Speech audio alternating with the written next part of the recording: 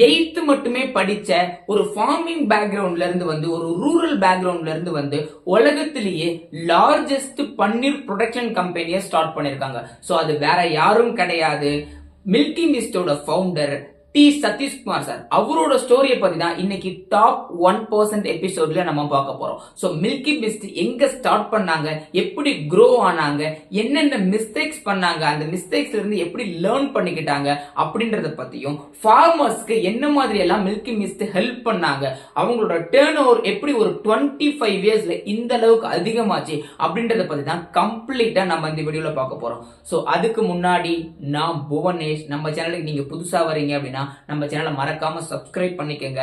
வீடியோவை கடைசி வரைக்கும் பாருங்க. வீடியோவோட எண்ட்ல மில்கி மிஸ்ட் ஓனரோட லைஃப்ல இருந்து நம்ம ஒரு 3 லைஃப் லெசன் சூஸ் பண்ணிருக்கோம். சோ அதை பத்தி நம்ம அதில் டிஸ்கஸ் பண்ண போறோம். சோ மறக்காம வீடியோவை எண்ட் வரைக்கும் பாருங்க. Let's get into the video guys. 8th வரைக்கும் படிச்ச அவரு 7thலயே 2 டைம் ஃபெயில் ஆகுறாரு. சோ அதுக்கப்புறமா அவங்க அப்பாவோட பிசினஸ் டேக் ஓவர் பண்றாரு. அவங்க அப்பாவும் இதுக்கு முன்னாடி 2 பிசினஸ்ல ஃபெயிலியர் ஆயிருக்காங்க.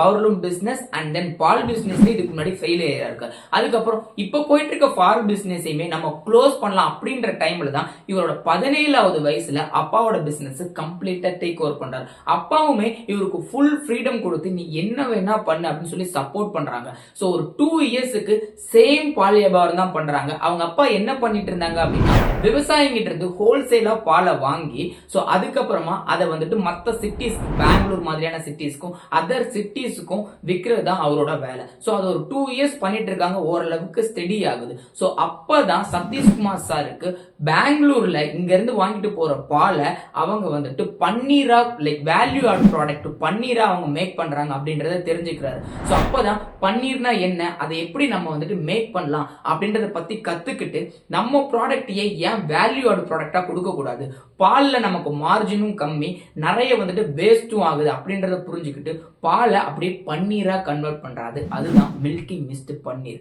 சோ ஃபர்ஸ்ட் ஒரு நாளைக்கு ஒரு 10 கிலோ 15 கிலோ அப்படின்னு சொல்லி ஸ்டார்ட் பண்றவரு பெங்களூர்ல பன்னீருக்கு ரெட் கார்பெட் இருக்கு, சோ நிறைய மவுஸ் இருக்கு, டிமாண்ட் இருக்கு அப்படின்றத ஃபைண்ட் அவுட் பண்ற அவரு சோ ஃபுல்லா பன்னீரை மட்டுமே கண்டினியூ பண்றாங்க ஒரு 10 வருஷத்துக்கு. டெய்லி 10 கிலோல ஸ்டார்ட் பண்ணவர் 1997ல 2007 வரும்போது ஒரு 1000 கிலோ வரைக்கும் கொண்டு போறாரு. ஒரு நாளைக்கு 1000 கிலோ சேல் பண்றாரு பன்னீரை. சோ அதுக்கப்புறம் அவரே பெங்களூருக்கு வந்து இங்க என்ன மாதிரி மார்க்கெட் இருக்கு, எப்படி வந்துட்டு ஹோட்டல்ல வாங்குறாங்க, என்ன மாதிரி அவங்களுக்கு டெக்ஸ்டர்ல வேணும், என்ன குவாலிட்டியில வேணும் அப்படின்றதெல்லாம் ஃபைண்ட் அவுட் பண்ணி இவரே பன்னீரை மேக் பண்றாங்க அவங்களோட ஓன் பிளேஸ்லயே. சோ அங்க இருந்து மேக் பண்ணி டெய்லியும் பன்னீரை கொண்டு வந்து பெங்களூர்ல சேல் பண்றாங்க.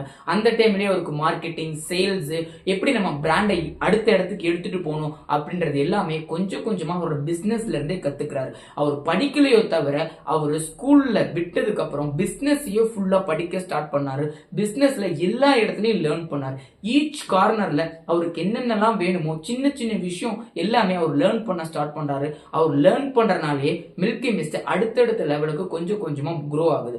2007 வரைக்குமே அவங்க நார்மலா பண்ணிட்டு இருந்தாங்க. அது வரைக்கும் ஈவன் தோ அவங்க மில்கி மிஸ்ட்னு பிராண்ட் கூட வைக்கல. 2007க்கு அப்புறம் தான் மில்கி மிஸ்ட்னு கம்பெனியை ரிஜிஸ்டர் பண்றாங்க. 2007ல மில்கி மிஸ்ட்னு கம்பெனி ஸ்டார்ட் பண்ணி இவ்வளவு நாள் ஹோல்சேல்ல பண்ணிட்டு இருந்த பிசினஸ் இப்ப டைரக்டா கன்சியூமர்ஸ்க்கே எடுத்துட்டு போலாம், ரீட்டைலுக்கு போலாம் அப்படின்னு சொல்லி முடிவு பண்ணி டைரக்டா எல்லா கடைகளுக்கும் கொண்டு போய் சேர்த்தாரு. சோ இந்த எல்லா கடைகளுக்கும் கொண்டு போய் சேர்க்கும் பொழுது நிறைய டிஃபிகல்டிஸ் ஃபேஸ் பண்ணாரு. ஆக்சுவலி மில்கி மிஸ்ட்ன்ற பிராண்ட் வர்றதுக்கே ஒரு கடைக்காரர் தான். ஒரு கடையில போயிட்டு எங்களோட ப்ராடக்ட் உங்க கடையில வச்சு வீங்க அப்படின்னு சொல்லி சொல்லும் பொழுது உங்க ப்ராடக்ட்டுக்கு ஒரு நேம் இல்ல, ஒரு பிராண்ட் இல்ல, அதை எப்படி நான் வச்சு விற்பேன் அப்படின்னு சொல்லி அந்த கடைக்காரங்க சொல்லியிருக்காங்க. அப்போதான் அவரு ஓகே நமக்கு பிராண்டிங் தேவை, நமக்கு பிராண்ட் வேல்யூ தேவை அப்படின்றத புரிஞ்சுக்கிட்டு மில்கி மிஸ்ட்னு நேமே 2008லயும் 7லயும் தான் வச்சாங்க. அப்பதான் கம்பெனியை ரிஜிஸ்டர் பண்றாங்க. சோ அதுக்கப்புறமா இந்தியாலேயே ஃபர்ஸ்ட் ஒரு மில்க் ப்ராடக்ட் டிவில விளம்பரம் கொடுத்தது மில்கி மிஸ்ட் தான். மில்கி மிஸ்டோட பன்னீரை அவங்க இந்தியா ஃபுல்லா அட்வர்டைஸ்மெண்ட் கொடுக்குறாங்க. சோ இந்தியா ஃபுல்லா அட்வர்டைஸ்மெண்ட் கொடுத்தாலுமே அவரோட கான்சென்ட்ரேஷன் ஃபுல்லா சவுத் இந்தியால தான் இருக்கு. சோ ஏன்னா மேஜரா பன்னீர் ப்ராடக்ட்ஸ் இருக்கக்கூடியது, பன்னீர் யூஸ் பண்றது எல்லாருமே நார்த் இந்தியன்ஸ் தான். சவுத் இந்தியன்ஸ்க்கு அந்த அளவுக்கு அதிகமா அந்த டைம்ல யூஸ் பண்ணல. சோ ஸோ அதுக்கப்புறம் லைக் அதோட யூசேஜ் சொல்லி பன்னீர் எப்படி வந்துட்டு யூஸ் பண்ணலாம் அப்படின்றது எல்லாமே சொல்லி பன்னீர் டிஷ்ஷஸ் எல்லாம் சொல்லி இந்த மாதிரி கொஞ்சம் கொஞ்சமா அவங்க பிராண்டிங் பண்றாங்க, கொஞ்சம் கொஞ்சமா அவங்க க்ரோ ஆகுறாங்க. ஸோ சவுத் இந்தியா மார்க்கெட் முடிச்சுட்டு நார்த் இந்தியாவுக்கும் அவங்க எடுத்துட்டு போறாங்க மில்கி மிஸ்ட். நார்த் இந்தியாவுக்கு எடுத்துட்டு போறாங்க அப்படின்னா அதுல ஒரு சில டிஃபிகல்டிஸும் ஃபேஸ் பண்றாங்க. இப்ப நார்த் இந்தியாவுக்கு இங்க இருந்து டெய்லி வண்டி போகுதுன்னு வச்சுக்கோமே. ஸோ ஜம்மு காஷ்மீர் வரைக்கும் போகுதுன்னா ஜம்மு காஷ்மீர்ல அவங்க டெலிவரி பண்ணிட்டு திருப்பி வரும்போது எம்டியா தான் வரணும் இல்லையா? அது அவங்களுக்கு பெரிய லாஸா இருக்கும் இல்லையா? அதை ஓவர் கம் பண்றதுக்காக அங்கிருந்து ஆப்பிளோ ஆரஞ்சோ எடுத்துட்டு வராங்க. இது அவங்களுக்கு ஒரு பிசினஸாவே கன்வெர்ட் ஆகுது. இதுல அவங்களுக்கு லாஸ் இல்லாம அதுலயும் அவங்க ப்ராஃபிட் மேக் பண்றாங்க. ஸோ இந்த மாதிரி அவங்க சவுத் இந்தியாவும் கான்சென்ட்ரேட் பண்றாங்க, நார்த் இந்தியாவும் கான்சென்ட்ரேட் பண்றாங்க. இதுக்கு நடுவுல அவங்களோட கம்பெனி கொஞ்சம் கொஞ்சமா க்ரோ ஆகுது. ஸோ ஒரு 13 கோடி டர்ன் ஓவர் கம்பெனி இருந்த கம்பெனி ஒரு 2015ல 170 crore வரைக்கும் பண்றாங்க.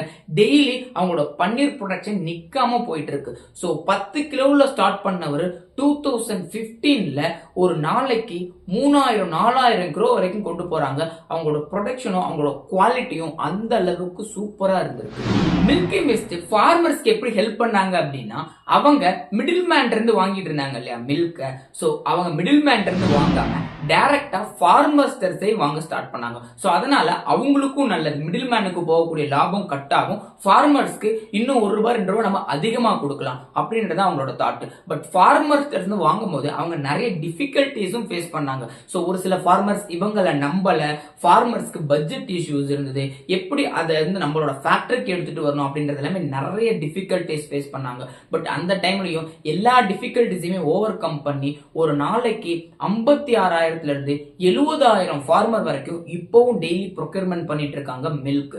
சோ இதனால ஃபார்மருக்கு ஒரு ₹2 எக்ஸ்ட்ரா கிடைக்கும். அது இல்லாத லோன்ஸ் எல்லாம் ஆட் பண்றாங்க. சோ இப்போ ஃபார்மருக்கு ஏதாவது லோன் வேணும், லைக் அவங்க ஒரு நாளைக்கு வந்துட்டு ஒரு 10 லிட்டர் 20 லிட்டர் கொடுத்துட்டு இருக்காங்க அப்படின்னா அவங்க மாட்டை வச்சு பேங்க் கிட்ட இவங்களே சஜஸ்ட் பண்ணுவாங்க, இவங்களோட சிபில் ஸ்கோர் நல்லா இருக்கு, இவங்களுக்கு லோன் கொடுக்கணும், நீங்க தாராளமா கொடுக்கலாம் அப்படின்னு சொல்லிட்டு இவங்க சஜஸ்ட் பண்றதுனால நிறைய பேங்க்குமே லோன் கொடுக்க முன் வராங்க. அதனால ஃபார்மர்ஸோட லைஃப்ல ஒரு பெரிய டிரான்சிஷன் நடக்குது. ஃபார்மர்ஸோட லைஃப்லயுமே மில்கி மிஸ்ட் ரொம்பவே மாற்றத்தை ஏற்படுத்தியிருக்காங்க. இப்போ வரைக்குமே மில்கி மிஸ்டுக்கு ஒரு 70,000 ஃபார்மர்ஸ் டெய்லியும் பால் வந்து கொடுத்துட்டு தான் இருக்காங்க. 2019 வரைக்கும் இப்படியே போயிட்டு இருந்த மில்கி மிஸ்டோட பிசினஸ் 2019க்கு அப்புறமா அவங்க ஸ்கேல் பண்ண பாக்குறாங்க. 2019 வரைக்கும் 1 ஏக்கர்ல வச்சிருந்த அவங்களோட பிளான்ட் 2019க்கு அப்புறமா 500 crore பட்ஜெட்ல 60 ஏக்கர் லேண்ட்ல ஒரு ஆட்டோமேஷன் பிளான்ட்டே உருவாக்குறாங்க. சோ இதுக்காக பர்டிகுலரா ஜெர்மனிக்கு போயிட்டு ஆட்டோமேஷன்ல என்ன மாதிரி இண்டஸ்ட்ரி போயிட்டு இருக்கு, பால் பிசினஸ் என்ன மாதிரி எல்லாம் ஓவர் த வேர்ல்ட்ல பண்ணிட்டு இருக்காங்க அப்படின்றது எல்லாத்தையுமே அவர் கத்துக்கிட்டு வந்து இங்க ஈரோட்ல அதுவும் பெருந்துறையில ஒரு 500 crore பட்ஜெட்ல ஒரு கம்ப்ளீட் ஆட்டோமேஷன் பன்னீர் பிளான்ட்டே அவரு ஸ்டார்ட் பண்றாரு. சோ இதுல ஜஸ்ட் அவங்க பாலை ஊத்திட்டா போதும், மேன் பவரோட இன்டரப்ஷன் எதுவுமே இல்லாம டைரக்டா அவங்களுக்கு பன்னீர் மேக் ஆகும். சோ ஜஸ்ட் அவங்களுக்கு வந்துட்டு பாக்கெட் போடுறதுல இருந்து எல்லாமே ரோபோட்டிக்கும் ஆட்டோமேட்டிக்குமே பண்ணணும். சோ இப்பவுமே அவங்க ஒரு நாளைக்கு 60,000 கிலோ பன்னீர் மேக் பண்றாங்க. அதுக்கான மேன் பவர் வெறும் 500 மட்டும்தான். அந்த 500 மேன் பவரை வச்சு அவங்க 60,000 பன்னீர் மேக் பண்றாங்க. அது இல்லாத 25 ப்ராடக்ட்ஸும் பண்றாங்க. சோ சீஸ், கர்டு இந்த மாதிரியான 25 ப்ராடக்ட்ஸ் பண்றாங்க. சோ ஓவராலா அவங்க கிட்ட 15,000 பிளஸ் அவுட்லெட்ஸ் இருக்கு. அதுக்காக அவங்க சில்லர்ஸ்ல இருந்து, அதுக்காக ஓன் வண்டியில இருந்து எல்லாமே அவங்களே வச்சிருக்காங்க. ஃபியூச்சர்ல ஐபிஓ போலாம் அப்படின்ற பிளான்லயுமே இருக்காங்க. சோ இப்படி ஜீரோல இருந்து ஒரு 7,000 crore பிசினஸா அதுவும் மில்க் பிசினஸ் கன்வெர்ட் பண்ணிருக்காரு. சோ மில்க் பிசினஸ் பண்றது ரொம்பவே டிஃபிகல்ட். மில்க் வந்துட்டு ஒரு 2 நாளைக்கு அப்புறம் 1 நாளைக்கு அப்புறம் யூஸ் பண்ண முடியாது. அது நிறைய கவர்மெண்ட்ல இருந்து சேலஞ்சஸ் இருக்கு, நிறைய காம்படிட்டர்ஸ் இருக்காங்க.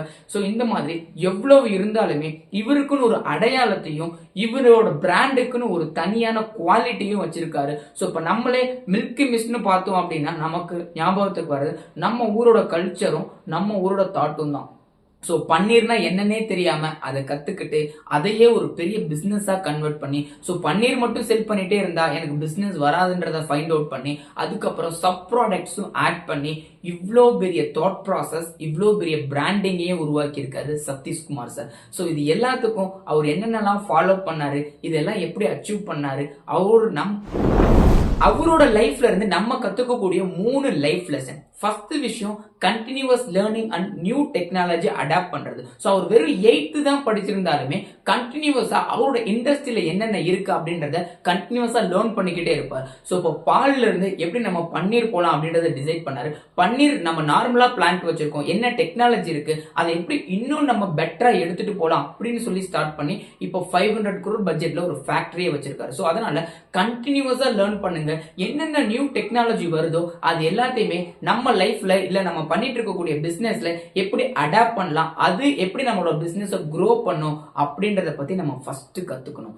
ரெண்டாவது விஷயம் சர்வைவலுக்காக பண்றது. சோ அவரு 8th முடிச்சதுக்கு அப்புறம் வேற எதே வேலைக்கு வேணா போயிருக்கலாம், என்ன வேணா பண்ணிருக்கலாம். பட் ஓகே, நம்ம சர்வைவலுக்கு நம்ம பிசினஸ் பண்ணி தான் ஆகணும், நம்ம ஃபேமிலிக்கு நம்ம கண்டிப்பா சாப்பாடு போட்டு தான் ஆகணும் அப்படின்றதுக்காக சர்வைவலுக்காக ஸ்டார்ட் பண்ண பிசினஸ் இப்ப 7,000 கோடியில வந்து நிக்குது. சோ அவரோடையும் அவரோட ஃபேமிலியையும் சர்வை பண்றதுக்காக தான் இது எல்லாமே பண்ணாரு. பட் இது எல்லாமே அவருக்கு வந்தது எல்லாமே பை ப்ராடக்ட்ஸ் தான். ஸோ அவரோட ஃபேமிலி இப்போ நல்லா இருக்கு, அவருக்குன்னு ஒரு பிராண்டும் இருக்கு, இன்னுமே அவரோட ஃபேமிலிக்குன்னு கம்ப்ளீட்டா பிராண்ட் இருக்கு. மில்கி மிஸ்ட்னு சொன்னாலே அவரோட பேர் தான் ஞாபகத்துக்கு வரும், அது எவ்வளவு நாள் ஆனாலுமே. Third one risk taking and then out of the box think பண்றது. ஸோ அவர் லைஃப்ல நிறைய ரிஸ்க் எடுத்திருக்காரு. 10 கிலோல இருந்து 65,000 கிலோ ஒரு நாளைக்கு ப்ரொடக்ஷன் பண்றாருன்னா அதுவே கம்ப்ளீட்டா ரிஸ்க் தான். அதுக்கப்புறமா அவரு out of the box think பண்ணவர்.